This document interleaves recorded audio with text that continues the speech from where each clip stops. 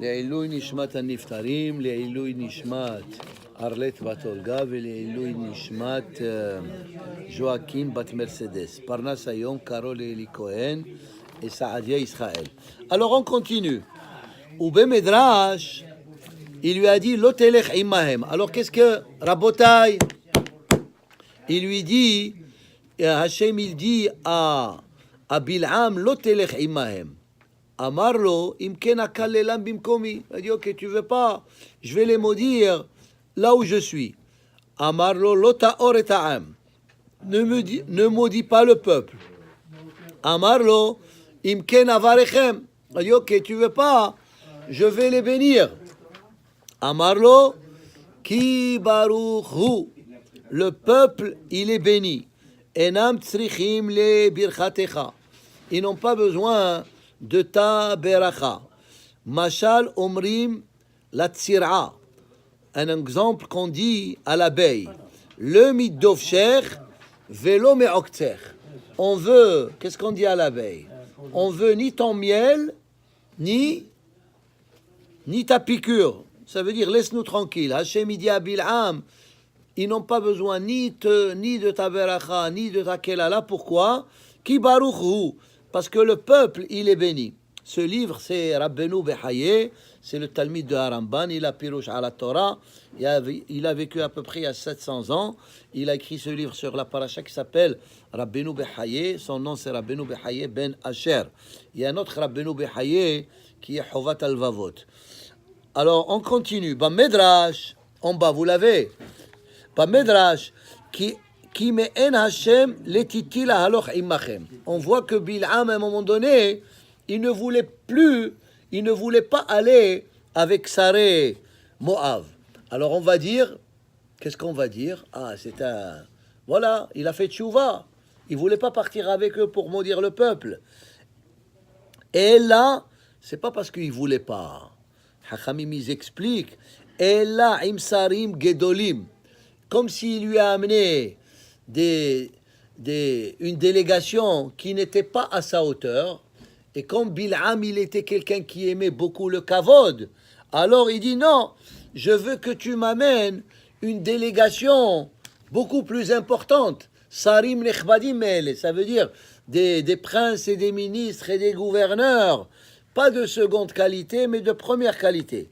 Mikan atalamed, et c'est ce qui est marqué dans Pirkei Avot, de là on apprend chez Hayubo shloshat dvarim, que Bil'am, il avait 3 traits de caractère très très négatifs. Aïn ra'a. C'est quoi aïn ra'a? Mauvais œil. C'est quoi mauvais œil? Mauvais œil, ça veut dire quand tu vois quelqu'un qui est bien, tu as mal au cœur. Tu veux que cette personne qui a du bien, que Hachem, il lui enlève ce bien qu'il a. C'est ça aïn ra'a. Ça veut dire tu vois, tu as une vision négative. Veruach gevoha. Ruach Gevoha, c'est ça veut dire quelqu'un qui se prend supérieur aux autres, c'est la ga'ava, c'est l'orgueil, c'est l'arrogance. Et Nefesh Rehava, c'est l'envie. Il a envie, mais il veut plus et plus et plus. Aïn Ra'a, d'où on apprend, d'ailleurs la Mishnah, elle dit que ces 3 traits de caractère, c'est Bil'am Arasha, et celui qui veut aller au Gehinam, qui n'a qu'à suivre ces 3 traits de caractère. Et Avraham Avinu, il avait le contraire de ces 3 caractères. Il avait Aïn Tova et Ruach Shefala Venefesh Ketana, etc. Alors, Aïn Ra'a dichtiv Vaïssa Bil'am et Enav Vayar et Israël Shochen Lishvatav. Bil'am, il a levé ses yeux et il a vu Am Israël, qu'ils étaient bien organisés dans le désert. Et chaque tribu, elle avait son territoire, et chaque 3 tribus, ils avaient leur direction. Il était émerveillé. Il a dit, regarde, un peuple qu'il y a pas longtemps, ils étaient des esclaves, et maintenant, ils sont dans le désert, et regarde comment ils sont tellement bien organisés, et ça lui faisait mal au cœur, parce que les pays voisinants, qui étaient soi-disant des pays très stables avec leur armée et tout, ils n'étaient pas aussi organisés et aussi intelligents que Am Israël. Vayar Israël shochen lishvatav. Alors on voit qu'il avait Aïn Ra'a. Ruach Gevoha, dirtiv, ki me'en Hashem, letitila haloch immachem. Ça veut dire, il leur a dit, Hashem, il m'a empêché d'aller avec vous. Mais lui, pourquoi il ne voulait pas, David? Parce qu'il n'avait pas Parce qu'il voulait le kavod. Il voulait qu'il y ait des dignitaires plus importants. Nefesh Rehava, il avait l'orgueil, dirtiv. Nefesh Rehava, pardon, il voulait beaucoup d'argent. Dirtiv, imitenli balak melo beto kesef vezahav. Il a demandé à Balak que les montants qu'il lui a donnés, Balak, ils n'étaient pas suffisants, il devait lui donner beaucoup plus. Umizel amadnu, et de là on apprend, il dit Rabbeinu Behaye, Shaya homed mamon lacherim. Ça veut dire il enviait, il voulait plus et plus. Et regardez quel calcul. Maintenant on va dire comme ça. Peut-être il lui a donné $10,000, il veut plus, il veut $100,000. Hein? Mais tu vas voir qu'ici, il ne voulait pas juste $100,000. Naturellement, c'est juste un exemple. Mais il voulait peut-être des millions de dollars. En faisant le calcul suivant. Regardez quel calcul il a fait. Amar, ra'ouihu sheiten li kesef vezahav sheishlo. En réalité, il doit me donner, Balak, toute la richesse qu'il a dans son coffre du gouvernement. Pourquoi? Parce que s'il n'a pas mes services pour battre Am Israël, qu'est-ce qu'il doit faire? Il doit faire une guerre.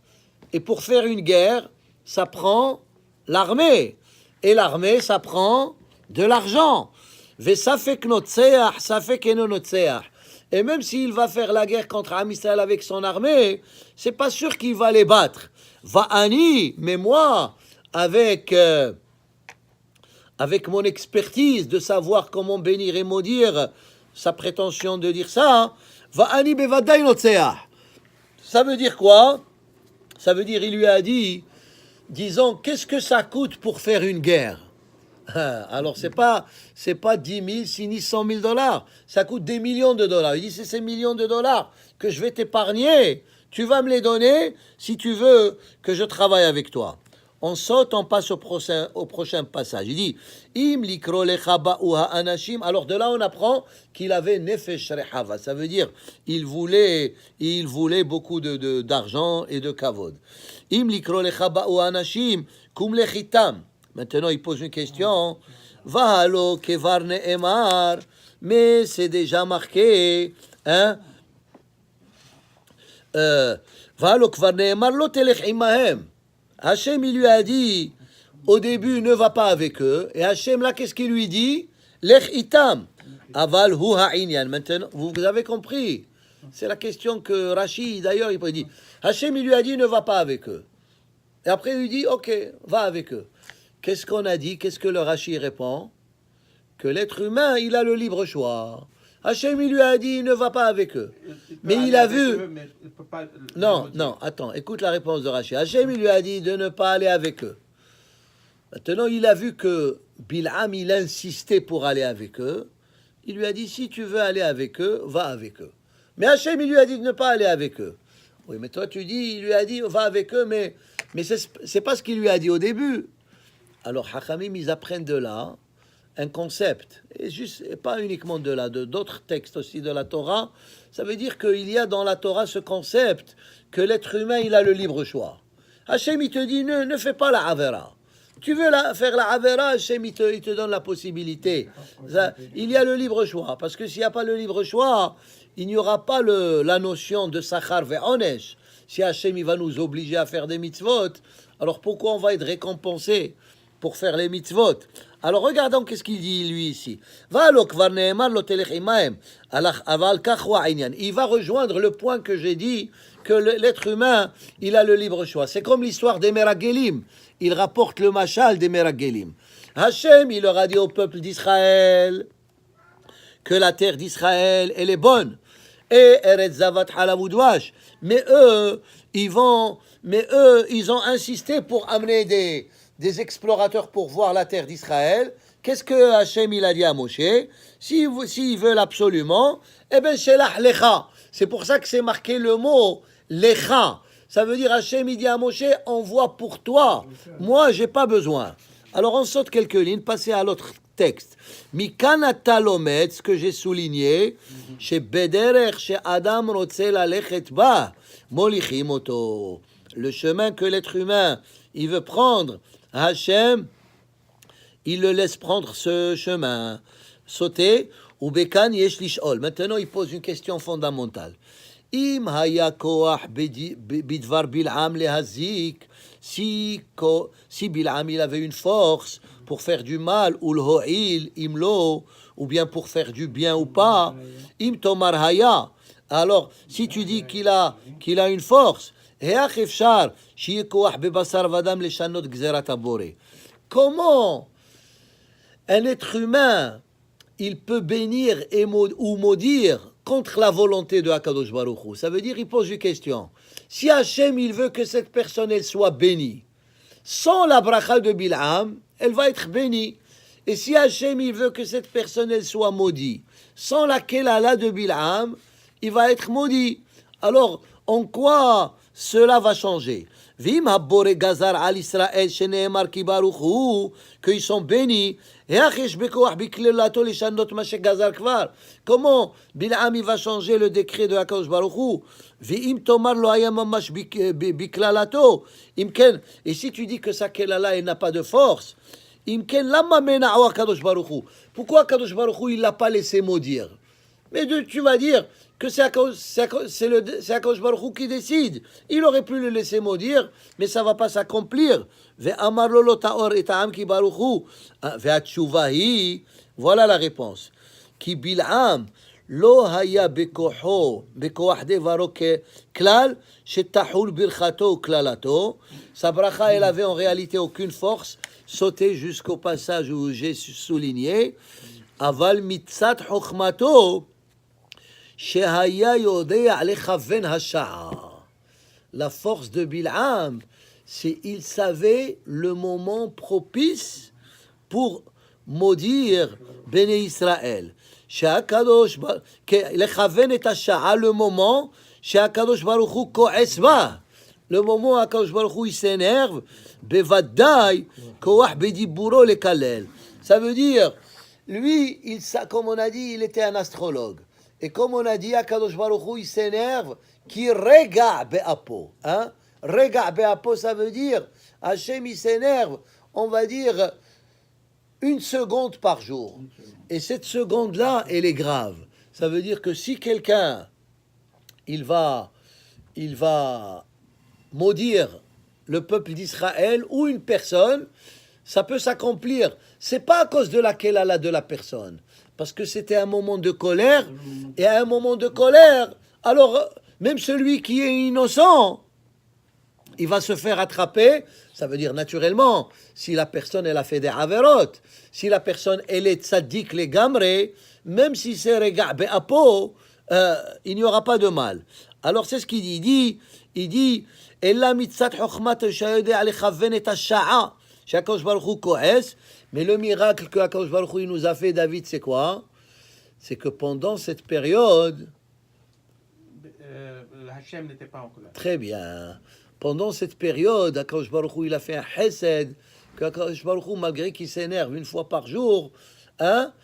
Il y a un autre point, parce que c'est dangereux de dire quelque chose qui est mal, parce que ça peut accomplir. Oui, ça peut s'accomplir. Pourquoi? Peut-être que... Parce que c'est le moment de la colère.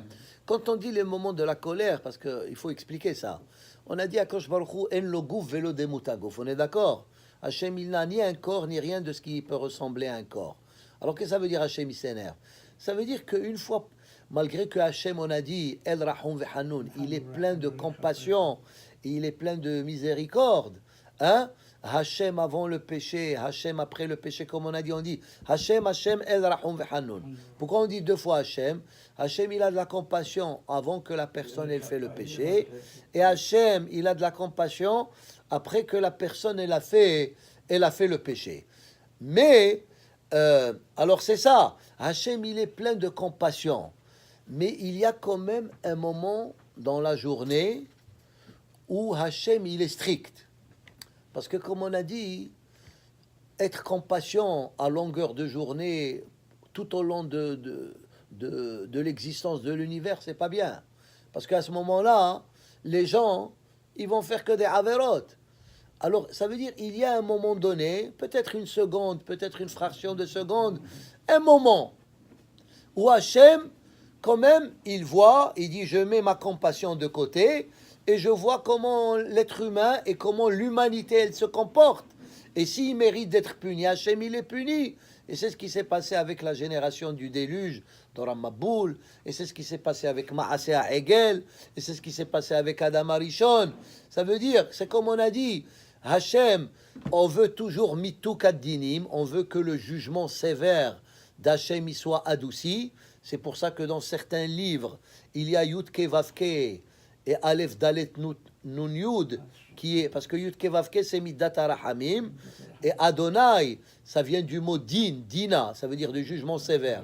Alors on ne veut pas que Hachem il nous juge avec un jugement sévère, on veut qu'il nous juge avec compassion. Alors on appelle ça mitou kaddinim, adoucir le jugement sévère. Mais des fois, Hachem quand même, il doit montrer qu'il est sévère, parce que sinon, parce qu'il y a les Rechaim, qu'est-ce qu'ils disent? Hakadosh Baruch Hu vatran. Hakadosh Baruch Hu, il pardonne. Tu peux faire do whatever you want. Hachem, tu sais, est-ce que Hachem il va te punir parce que tu as fait tel ou tel avera? Mais le Talmud il dit dans Baba Kama, Kol haomer Hakadosh Baruch Hu vatran, ivatru me'av. Tout celui qui dit que Hakadosh Baruch Hu vatran, même le fait de penser comme ça, Hachem il va le punir sévèrement. Parce que c'est vrai Hakadosh Baruch Hu vatran, mais il n'est pas vatran à longueur de la vie. Quand Rachel a dit que si j'ai pas d'enfant, je veux mourir. Elle est morte. Alors, est-ce que Hakadosh Baruch Hu... Là-bas encore, voilà, tu donnes un bon exemple.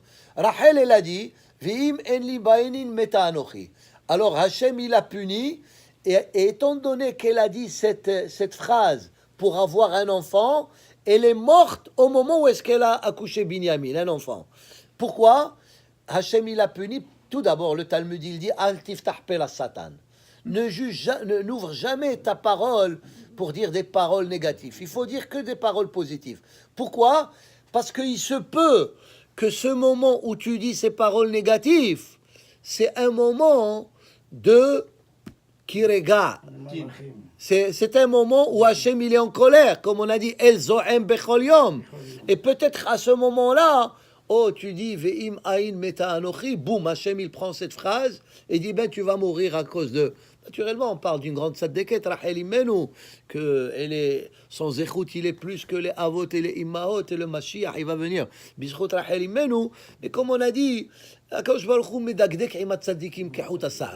alors par rapport à son niveau, elle a été punie encore une fois, parce que c'était le moment de colère, et c'est pour ça qu'il ne faut jamais dire.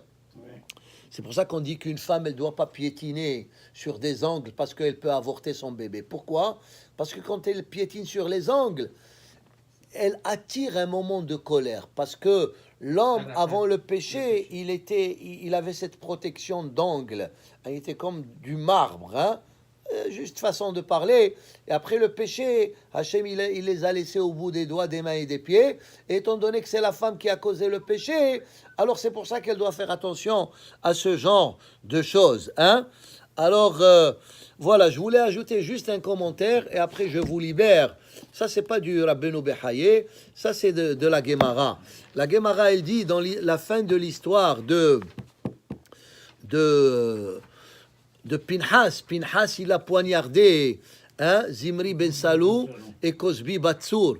Cosbi Batsour, elle était la fille de Balak. Et Zimri ben Salou, il était le chef, le gouverneur de sa tribu. Alors, il y a une mitzvah dans la Torah qu'on doit donner aux Kohanim les 3 cadeaux. Quand on égorge un mouton. On ne parle pas des korbanot ici. Même si quelqu'un il égorge un mouton privé chez lui à la maison, il doit prendre ces 3 parties. À Zeroa, c'est le bras droit. Halehayaim, c'est les joues. Veakeva, et c'est l'estomac, les parties internes de l'animal. Et pourquoi cette mitzvah, elle est on doit donner ces 3 aux Kohanim. Parce que combien de cadeaux on doit donner aux Kohanim, on a dit 25. 24 plus Birkat Kohanim, ça fait 25. Et c'est pour ça que c'est marqué Kote Barechu et Ben Israël. Ko c'est 25 parce que c'était la 25e Beracha. Alors pourquoi on doit donner ces 3 cadeaux aux Kohanim? Il rapporte au nom de la Gemara dans Masechet Hulin Kuf Lamed Dalet. Voici, je vous dis le texte. Tanya, Ktiv, Venatan la Kohen, Hazeroa ve'alechayayim ve'akeva. On doit donner au Kohen ces 3 parties. Hachamim Amrou, Hazeroa. Pourquoi la main, le bras droit? Keneged Hayad.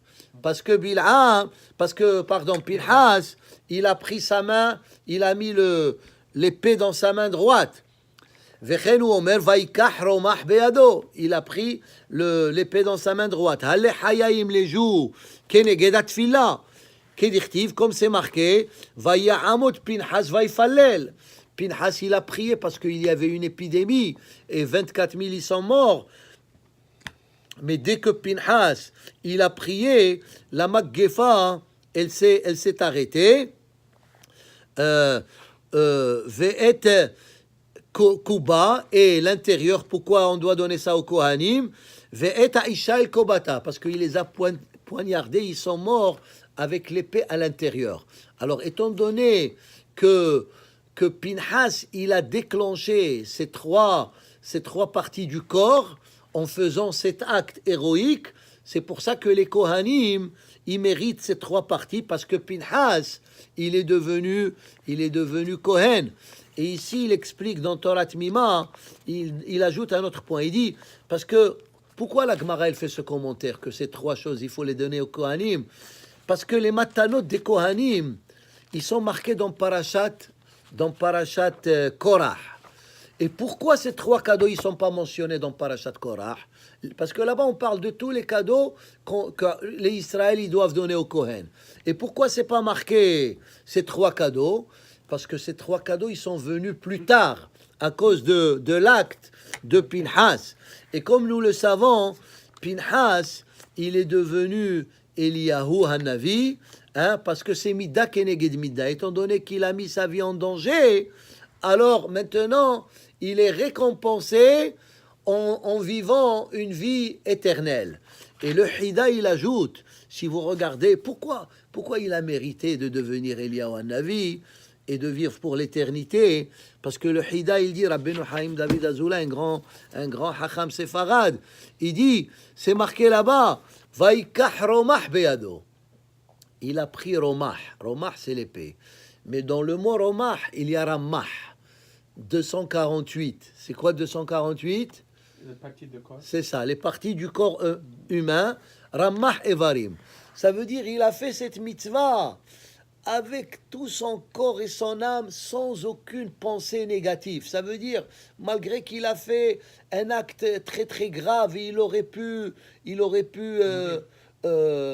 être condamné à mort ou bien mourir à travers les gens, la famille de ces gens-là et les tribus. Aussi, il l'a fait. Alors, étant donné qu'il l'a fait, bimsirut nefesh, et avec toute sa kavana, alors c'est pour ça qu'il a mérité ça. Et le aussi point qu'un Kohen ne peut pas tuer quelqu'un.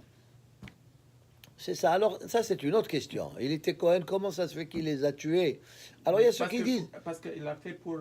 C'est ça. Alors, il y a plusieurs commentaires sur cette question. On va parler de ça peut-être la semaine prochaine. Mais le Hida, qu'est-ce qu'il dit?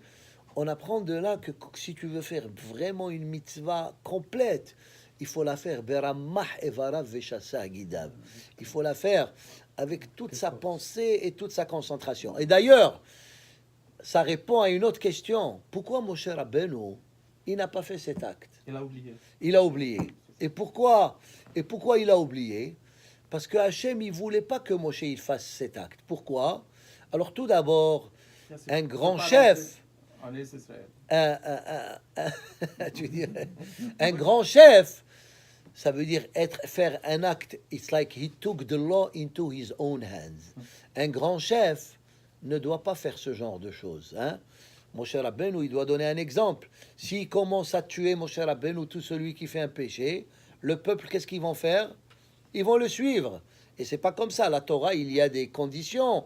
Il faut qu'il y ait des témoins, il faut qu'il y ait hatra'a, il faut qu'il y ait un beddin, etc. Et aussi, Moshe Rabbeinu, aussi, il aurait tué ces deux-là. Ils vont dire non, parce que Moshe Rabbeinu, il avait un règlement de compte. Parce que, qu'est-ce qu'il lui a dit Zimri ben Salou à Moshe Rabbeinu? Il lui a dit, si tu me dis que cette femme, elle est interdite, et toi, la fille de Yitro, elle aussi, elle n'est pas juive, qui te l'a autorisée? Alors on aurait pu dire, Moshe Rabbeinu, il avait un règlement de compte avec Zimri ben Salou. C'est pour ça que Hachem, il a évité que Moshe Rabbeinu il soit considéré, il soit dans cet acte-là. C'est uniquement Pinhas qui est devenu Eliyahu. Baruch Adonai Le'olam, men ve'amen hazakim ubruchim.